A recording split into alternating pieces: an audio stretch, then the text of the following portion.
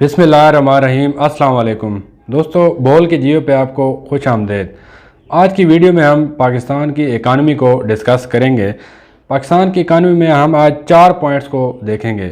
Number 1 कि पाकिस्तान पर इस वक्त मजमूई कर्ज़ा कितना है। नंबर 2 पाकिस्तान का करंट अकाउंट डेफिसिट कितना है। और नंबर 3 पाकिस्तान का सर्कुलर डेट कितना है। और नंबर 4 कि इन तमाम फैक्टर्स का आम आवाम की ज़िंदगी पे क्या असर पड़ता है। तो चलिए डिस्कस करते हैं। सबसे पहला पॉइंट कि पाकिस्तान का इस वक्त कर्ज़ा कितना है।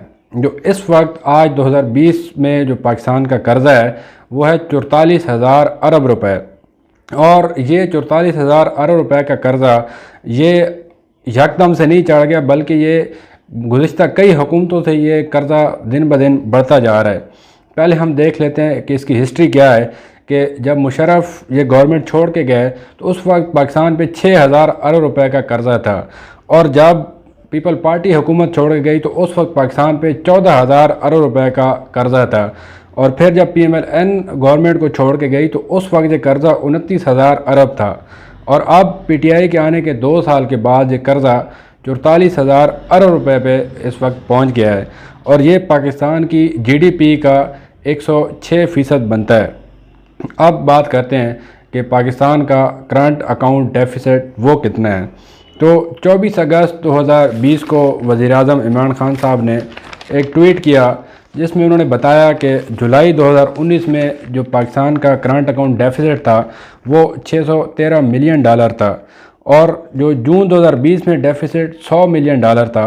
लेकिन जुलाई 2020 में ये जो डेफिसिट ये सरप्लस में गया जो $424 मिलियन तक गया है। उनके क्लेम के बाद काफ़ी जो इकानमिस्ट थे उन्होंने अपनी राय का इज़हार किया। और गवर्नमेंट ने यह भी कहा कि ये जो सरप्लस हुआ है ये 2 वजूहात की वजह से हुआ है। कि एक तो पाकिस्तान की जो एक्सपोर्ट है उसमें इजाफ़ा हुआ है और दूसरा जो रेमिटेंसेज हैं उनमें खातिर खा इजाफ़ा हुआ है। तो अब अगर हम इकानमिस्ट की राय को देखें तो वो इसकी मुख्तलिफ़ वजूहात बताते हैं। वो कहते हैं कि ये जो पाकिस्तान का जो करंट अकाउंट डेफिसिट है इसमें कमी आई है, उसकी बुनियादी तौर पे 3 वजूहात हैं। नंबर 1 कि कोरोना वायरस की वजह से जो इकानमी है वो स्लो डाउन हुई है। नंबर 2 कि जो ऑयल की कीमतें हैं आलमी मार्केट में वो कम हुई हैं। और नंबर 3 कि जो हमारी इंपोर्ट्स थी वो पहले से खातिर खा कम हुई हैं क्योंकि हमारी इकानमी स्लो हो गई है। तो अब बात करते हैं कि जो हुकूमत कह रही है कि हमने एक्सपोर्ट्स में इजाफ़ा किया है और इस वजह से जो है ये कम हुआ है करंट अकाउंट डेफिसिट। तो इस पर इकानमिस्ट की राय ये है कि अगर एक्सपोर्ट में इजाफ़ा हुआ है तो इसको हमें देखना चाहिए कि हुकूमत ने एक्सपोर्ट बढ़ाने के लिए ये जो सनतें थी इनको गैस की सब्सिडी कितनी दी, इनको क्रेडिट कितना किया। जब आप वो चेक करेंगे तो उसके बाद आप कह सकते हैं कि वाकई वो जो एक्सपोर्ट हैं सही मानों में बढ़ी हैं। फिर हुकूमत का ये भी कहना है कि जो रेमिटेंसेज हैं वो इस महीने ज़्यादा हुई हैं। तो इस बात पे जो इकानमिस्ट हैं उनकी राय है कि अगर रेमिटेंसेज ज़्यादा हुई हैं तो इनको अगर हम आने वाले 6 से 8 महीनों में देखें कि अगर ये 6 से 8 महीने स्टेबल रहती हैं तो तब तो वाकई ये एक बहुत बड़ा कारनामा है। लेकिन अगर जस्ट एक 1 मंथ के लिए है तो ये फिर मसला हल नहीं होगा। आने वाले दिनों में करंट अकाउंट डेफिसिट और भी ज़्यादा बढ़ेगा।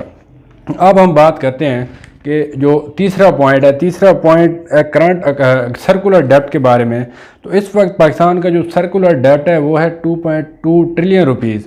और इसी से एक जुड़ी खबर ये भी है कि गुज़िश्ता दिनों वज़ीर-ए-आज़म इमरान खान साहब ने 14 अगस्त को कौम से खिताब करते हुए फरमाया कि IPPs का उनके साथ मुआहदा हो गया और वो पाकिस्तानियों को सस्ती बिजली फराहम करेंगे। तो इस न्यूज़ के बाद काफ़ी वाह हुई, काफ़ी लोगों ने इसको सराहा कि सस्ती बिजली मिलेगी।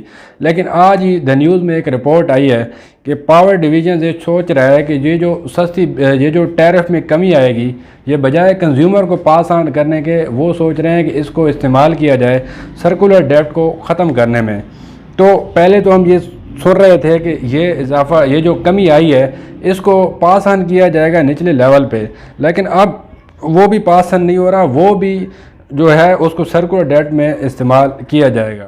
तो अब बात करते हैं कि जो हमने इन 3 फैक्टर्स को डिस्कस किया کہ پاکستان پہ ٹوٹل قرضہ، پاکستان کا کرنٹ اکاؤنٹ ڈیفیسٹ اور پاکستان کا سرکولر ڈیٹ، ان تین کو ڈسکس کرنے کے بعد کیا ہمارے جو عام عوام ہیں ان پر کوئی اس کا اثر پڑے گا، تو ڈیفینیٹلی ان سب چیزوں کو دیکھنے کے بعد ایک چیز تو آپ کو سمجھ لینی چاہیے کہ ہمیں حکومت کی طرف سے فوراً ابھی کوئی ریلیف کی توقع نہیں رکھنی چاہیے، کیونکہ گورنمنٹ نے یہ تمام قرضے واپس کرنے ہیں تو وہ کیا کریں گے، وہ زیادہ سے زیادہ ٹیکس لگائیں گے، پیٹرول میں ٹیکس، بجلی میں ٹیکس، اس کے علاوہ جو ڈفرینٹ کموڈیٹیز ہیں جو کہ ہم استعمال کرتے ہیں ان پہ آنے والے دنوں میں ہمیں ٹیکس دیکھنے کو ملے گا، اور یہ بھی ہو سکتا ہے کہ آنے والے دنوں میں آپ سنیں کہ مہنگائی میں اضافہ ہو گیا ہے۔ وہ ہوگا کیونکہ یہ تمام جو فیکٹرز ہیں یہ اشارہ کر رہے ہیں کہ آنے والے دنوں میں مہنگائی ہونے والی ہے۔